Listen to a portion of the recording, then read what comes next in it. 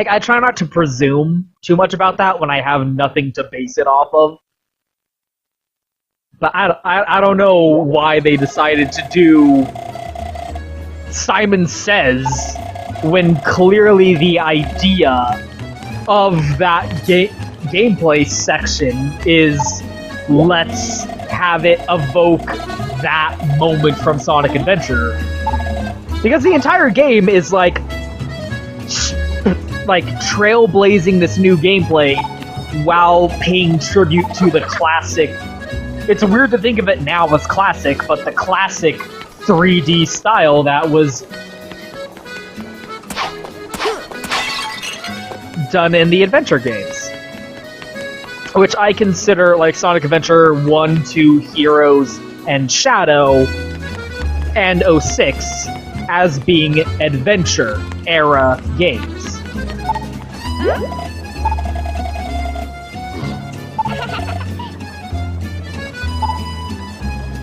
I do love that dialogue. Sonic was like, that's all the way on the other continent. A short jog. But the plant, like, you're like, Sonic, how would you get to another continent by jogging? Oh, wait, you're Sonic. You can run on water. That's right. He could, like, Sonic could just circumnavigate the globe like it's nothing. Big boss. So as you can see, now we're in not Spain. We started out in not Greece, and now we're in not Spain. So that's the entire gimmick of this game. It's Sonic World Adventure. We're traveling around the world. We haven't really unlocked access to, like, being able to go around the map screen yet, but it's there. We travel to all these different countries and nations and continents around the world, which are all modeled off of real locations in the real world. Like, we had Greece. This place is just modeled off of Spain.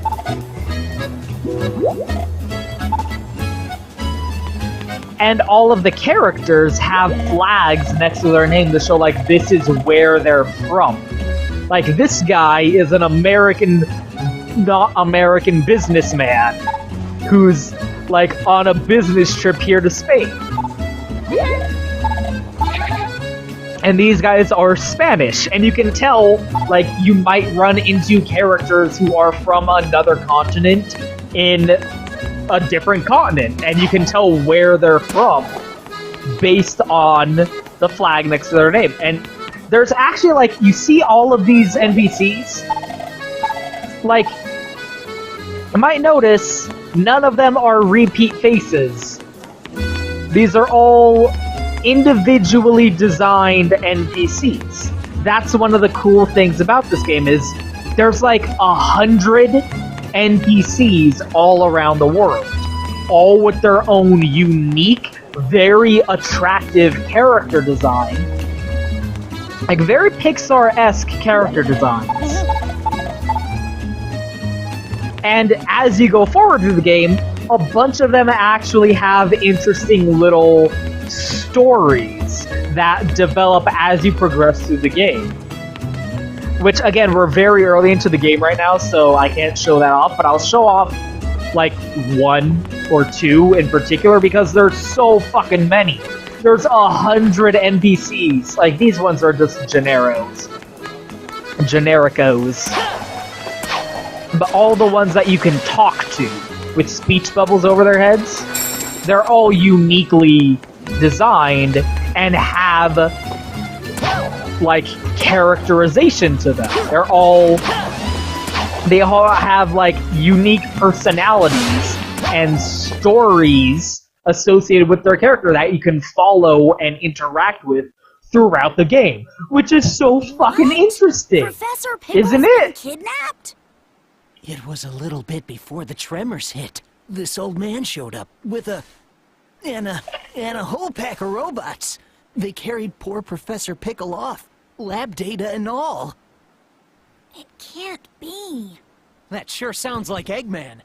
What a horrible thing to do. And we gotta go help that professor guy out, and fast. If he got kidnapped that long ago, He's gotta be real hungry by now.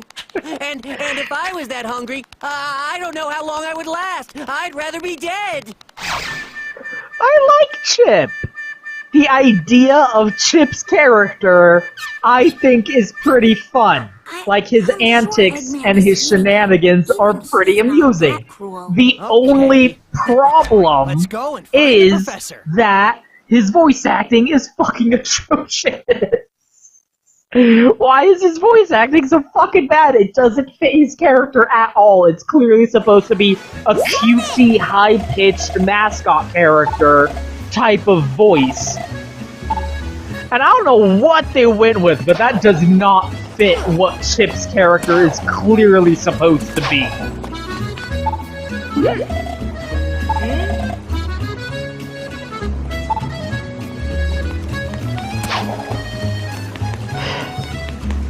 But, like, if you actually read this, the assistant guy who talked about Eggman kidnapping him also had pretty bad voice acting. Like, for some reason, the voice acting in this game, I wouldn't even say it's bad, it just doesn't fit.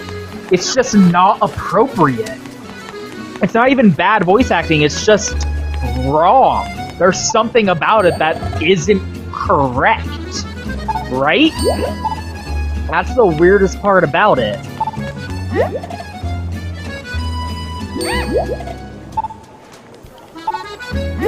What's new with you, Lily? Tell, like, what's the sitch? I guess I would have to blame it on the voice director. Like, on the director of performance. I forget what those people are called. But I don't know, I guess if I have to blame someone, it feels like they really dropped the ball because is it Amy Palat who voices Tails? Yeah, Amy Palat who voices Tails, she usually doesn't give this performance. Like, it's usually not bad, but it's just really bizarre in this game. And Jason Griffith doing the weird pseudo-growly voice with the Werehog, that just doesn't make any sense either. Really, the only one who's still knocking it out of the park every single time is Eggman's voice actor. Like, they really nailed it with Eggman's voice actor. Fuck! Oh no! The screen faded in, and I am playing as the Werehog now. Fuck! I can't not think of certain shitty people who also have done playthroughs of this game and were super huge dickbags about it. Anyway, so now we're in not Africa. And again, you can see what I mean about how, like, everyone is a caricature, but it's not like an uncomfortable stereotype, which is usually the risk you run when doing the thing that this game is kind of going for. Where it's like, it's a... I don't know, like, caricature seems like the most appropriate description of it, because it doesn't feel, like, stereotyped. It feels... I don't even know how you would describe it, because you think of, like, a Michael Bay movie, where it cuts to Africa, and it's spear chuckers with grass skirts living in mud huts. And you're like... like, there's just something sleazy about it that feels uncomfortable. Or like Resident Evil 5, where you play it and you're like, oh, people are exaggerating, this isn't racist, and then you get to a section of the game where it's like Heart of Darkness, and it just feels kind of like you get that uncomfortable feeling up your back, right? But you don't get that impression with this, even though these are like tribal African dudes living in mud huts and stuff. It doesn't feel offensive, you know? It feels like, oh hey, you know, this is a cartoony exaggeration of this location in the world. It's no different from the way every other nation is being depicted. It's like again, I would refer to Punch-Out. It feels like how Punch-Out has, like, just these horrible racial stereotypes, but it's hilarious. Like, it's so endearing. It endears you to them, and it helps that they have really attractive character designs. Every single human NPC in this game looks really visually distinct and interesting. They all have a distinct silhouette, so you can tell them apart. And again, there's actually a lot of effort that goes into writing each and every individual character. You can talk to pretty much all of them, and they all have their own unique personality and tiny storyline that goes along with them as you progress through the game. And there's like over 100 of them. So like, you gotta give it up for that, because that's like, holy shit. That's like actually pretty fucking impressive that they put that much effort into it. And once again, no one is reacting to Sonic being a monster. Like, they might be like, they'll say a joke, but no one really cares, which is funny, because there was that line where Sonic was like, I better be careful about who sees me.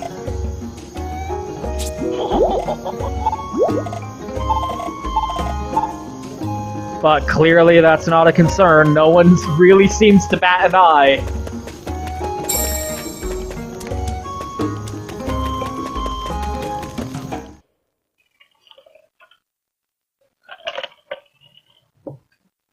And that is one of my favorite parts about the game, is it really does accomplish what it set out to do with its Sonic World Adventure, which is again why that is the appropriate title to go with for this game.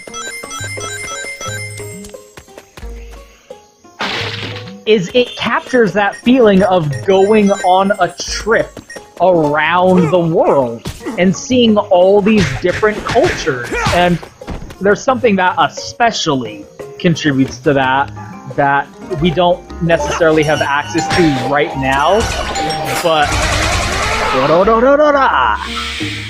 that I'll talk about when we do kind of get better access to. Like, the world isn't really opened up to us yet.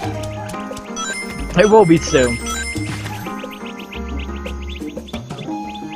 But the idea of this game is really to capture that road trip style of feeling to it. That feeling of like you're going on a vacation around the world in 80 days. It's that around the world in 80 days, you know, let's travel abroad sensibility to it.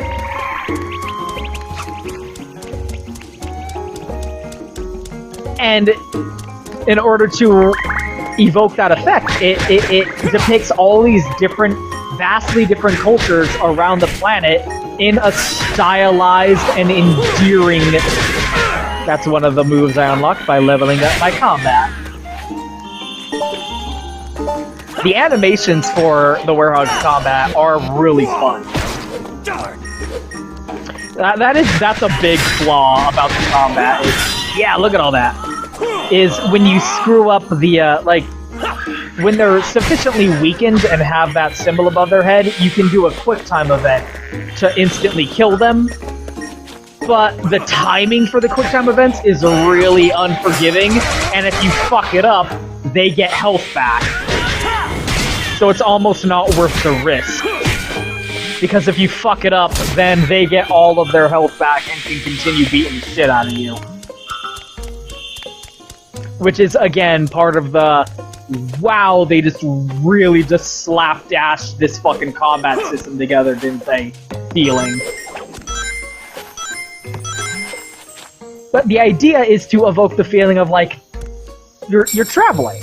You're going on an adventure around the world. It's got that around the world in 80 days vibe to it, and it works really well. It really evokes that sensibility of going to a different culture, and, like, it's a different culture, it's alien to you. And you might get, like, the it's a small world after all, tourist-friendly version of that culture. But you're still, like, getting to interact with these people who live in a different place that you do, and making new friends around the planet. Like, it's just really fun. I'm, like, trying to talk around. In particular, there's something that the game does that really elevates that design philosophy, and I kind of don't want to spoil it, which is why I'm awkwardly talking around it a little bit. But when we get access to it, you'll really see what I'm talking about.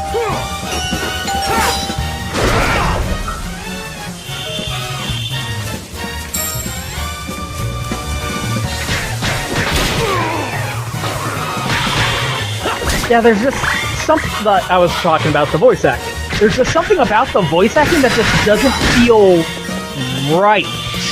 Like, the performance of the actors doesn't fit the performance of the character models during the cutscenes. I feel like you should probably, like, I'm usually not that guy, especially not with Sonic. Especially since Sonic Team is localized in America. And they do have direct control over the voice actors. So I really don't know what went wrong with this one. But I do feel like you would get a more authentic representation, almost, if you played this in the Japanese. Like, something about it just feels like the Japanese actors probably are more accustomed to the style of performance you would be expected to give with what the script is kind of asking for. If you just read the script by itself,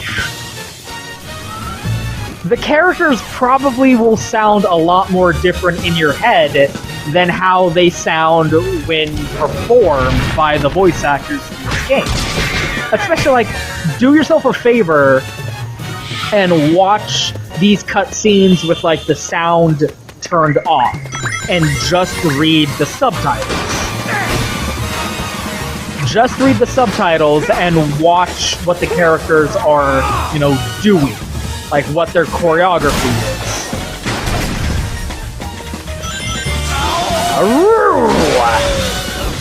Not quite the Berserk armor, but it's still good to have an Aru charge up. Yeah, see, I don't see what the big fucking deal is. It's so inoffensive to me. It's so nothing even worth talking about. I mean, look, again, you hear these fucking people complain about the game. Again, look at the screen. Look at how I'm playing it. Does it look bad to you? Is what you're seeing on the screen so, like, does it look so horribly god-awful and unplayable and offensive? No! I don't see what fucking people's goddamn problems are. Anyway. If you watch these cutscenes with the sound turned off, and you're just looking at the way the character models are moving and reading the subtitles, it does feel correct. There's just, like, there's nothing awkward about it.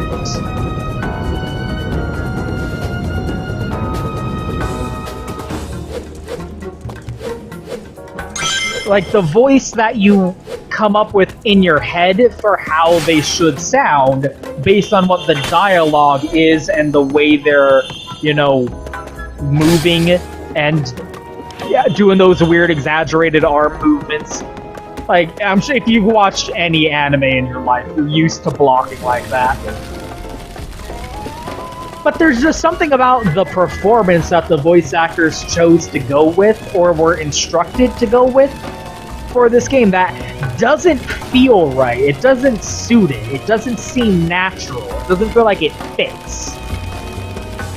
It just seems really bizarre to me, and I feel like people don't like Chip. Chip is one of the things about the game that people are like, ugh, fucking Chip. Like, this game is bad because it's got Chip in it. And again, I feel like, in terms of the script and in terms of what he actually does in the cutscenes, I think it's pretty fun. I think it's pretty cute. I think it's pretty adorable. I like the idea of Chip. The reason it feels kind of off is the voice they chose to go with for his English voice acting. And I guess also, like, he's the tutorial voice, so I get, like, to a minor degree, I feel like there might be an element of fucking Navi, shut the goddamn hell up. But you can just choose to not walk into, god damn it, into the tutorial prompts. I mean, they're big. I mean, at least they got rid of Omo Chow. That's the thing. Anyone who complains about Chip, say, oh, would you rather it be Omo Chow? That is the world we could have had. I want you to realize that. Instead of Chip, it could have been Omo Chow.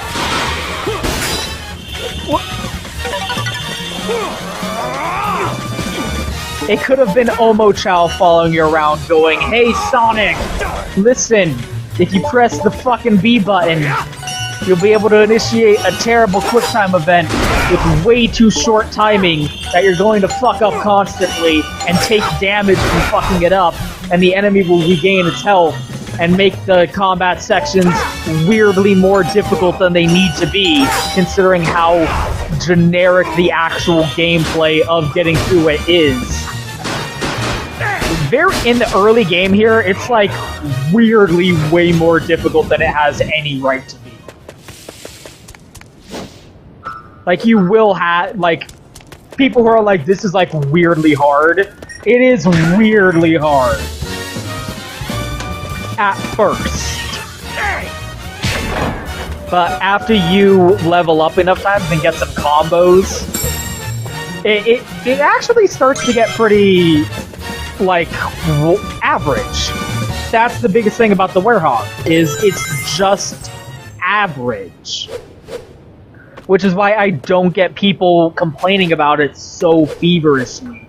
Talking it up like it ruins the entire game because, oh, I gotta play as the Werehog. So what? It's like, whatever. You have people who fucking defend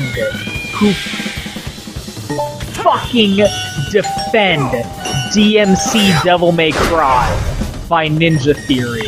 But then go, oh, the Werehog is so terrible. It's just average. It's just absolutely nothing special whatsoever. That's the worst thing you can say about it. And I mean, when you think about it, that is kind of a crippling indictment. But at the same time, like, you can kind of tell that they really didn't put any effort into this style whatsoever. So I feel like, you know, it's not like I'm crushing anyone's baby by being like, yay, the gameplay of the Werehog is super not really all that great. I feel like I'm probably not upsetting anyone over at Sonic Team who was like, hey man, I worked really hard on that gameplay. No, you didn't. You didn't work hard. Like, you didn't phone it in, but you clearly didn't give that much of a shit.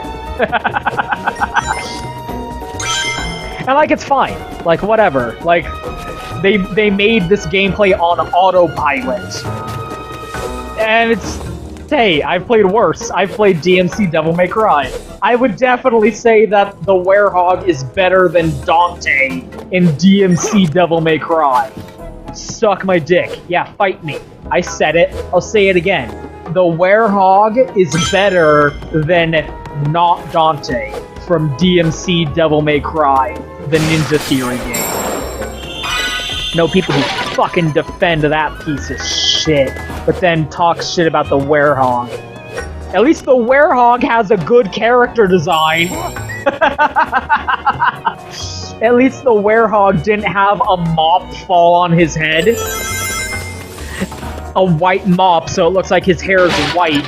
Look into the fucking mirror, and for like a fucking minute, like there's a minute-long scene in that fucking game where not Dante has like a white wig on, and looks in the fucking mirror and goes, "Not in a million years." Like the biggest fuck you to a fan base. The biggest fuck you to the people that you're selling your fucking game to. Like, hey, people who like Devil May Cry and like Dante, fuck you. Our Dante is better. Your Dante sucks. Suck our dick. We're Ninja Theory.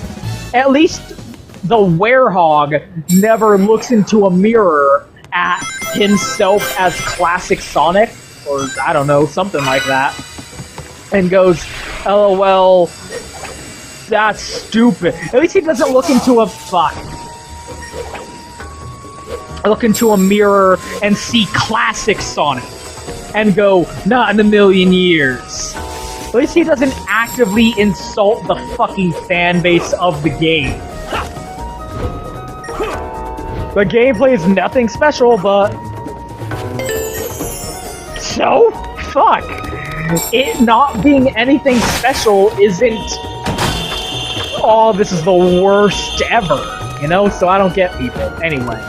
I keep saying there's nothing to talk about, so I'm just repeating myself, going, fuck you, it's fine! Like, what's wrong with it? Are you watching? Like, oh yeah, it's slow and I'm opening doors. Fucking so what? You know what I don't like is the design of the Eggman robots in this game.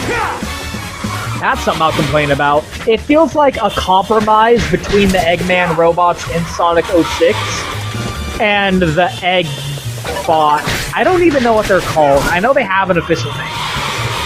I just call them the Eggbots. From Sonic Heroes. That got their start in Sonic Heroes. You know, those little orange goobers?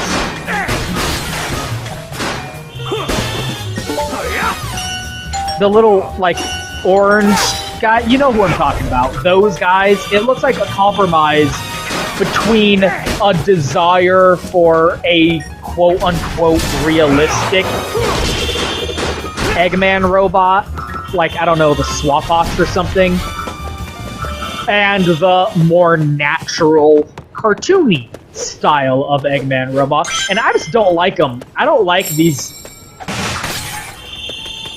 They're not even badniks. I miss badniks, man. Like, I don't like the design for the Eggman robots in this game at all. They really don't appeal to me.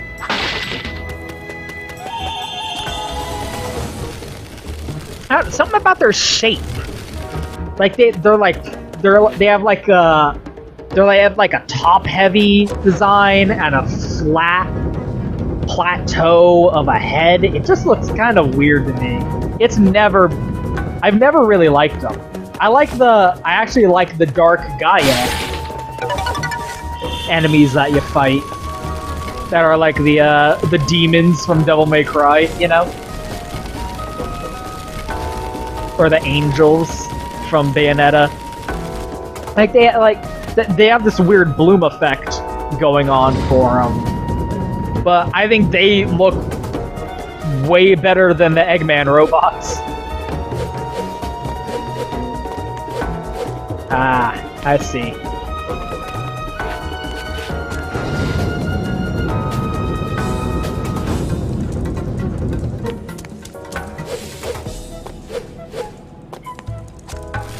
There we go.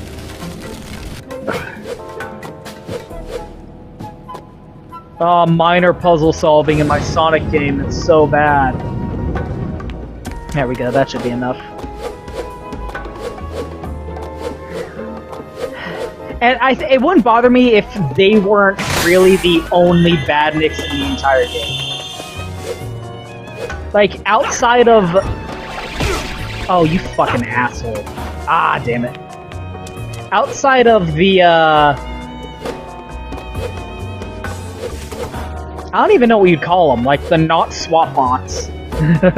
I'll just call them that, just for the sake of convenience. The not swap bots. There really aren't any other badniks. Like, there's a couple of flying types that are almost the flying buzzsaw enemies from the adventure games, but not quite.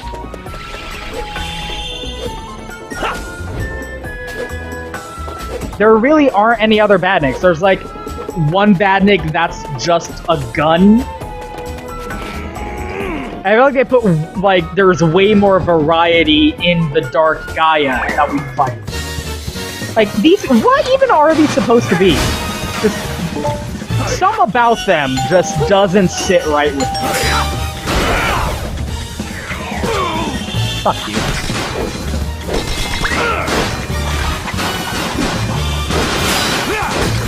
Like, I don't like their visual design at all.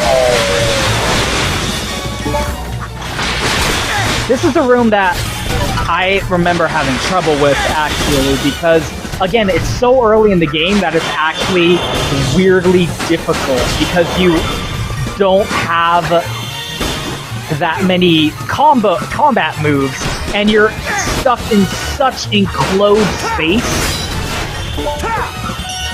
And again, whenever you fall into this trap of trying to do the QuickTime events to just finish them off. But if you fuck it up, you're gonna take damage, and they regain health.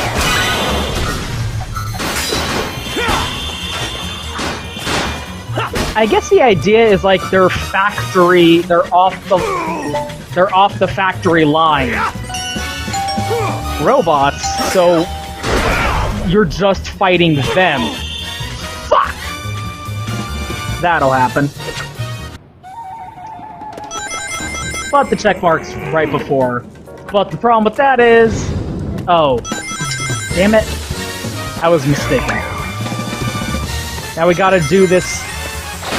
Yeah, I remember this level being a problem for me. Because it's so early in the game that you don't have a lot of combos, you don't do a lot of damage, and you don't have a lot of life. So you can actually die on that room a handful of times.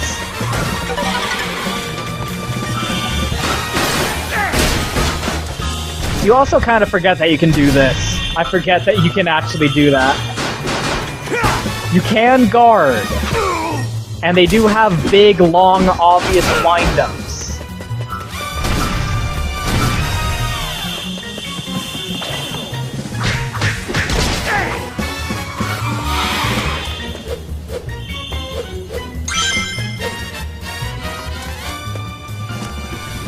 What was it just saying?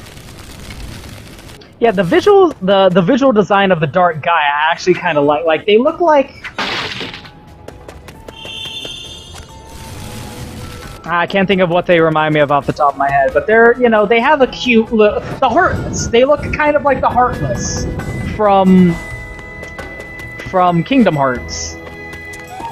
A little bit. They have that vibe to them. They have that aesthetic with a little bit more bloom. The Dark Gaia definitely have some bloom to them. These are kind of cute. I think I'm a big fan of enemies that are adorable, of adorable enemy design in video games. Those are my favorite kind of bad guys. Are the ones where it's like, oh, they're just so little. They're just a whittlers. I'm gonna kill them. I'm just gonna kill the shit out of these whittles.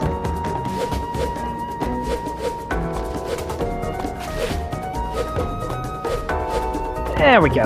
Okay. I'm gonna actually concentrate, because this room does tend to give me trouble, because it's the beginning of the game.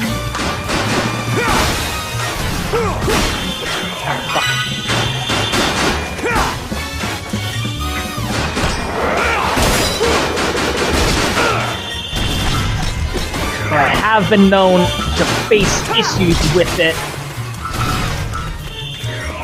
Because, like, look at how enclosed this environment is.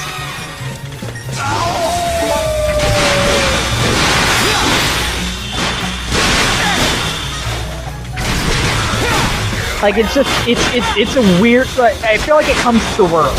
I feel like this room would be fine later on, but it comes way too early, and it just ends up being pretty frustrating at this point in the game. God damn it. Especially since, like, you have the health that you came in here with. Fuck. You can't get more health once you're in here. Okay, phew. Only took me 2 tries. That's fine.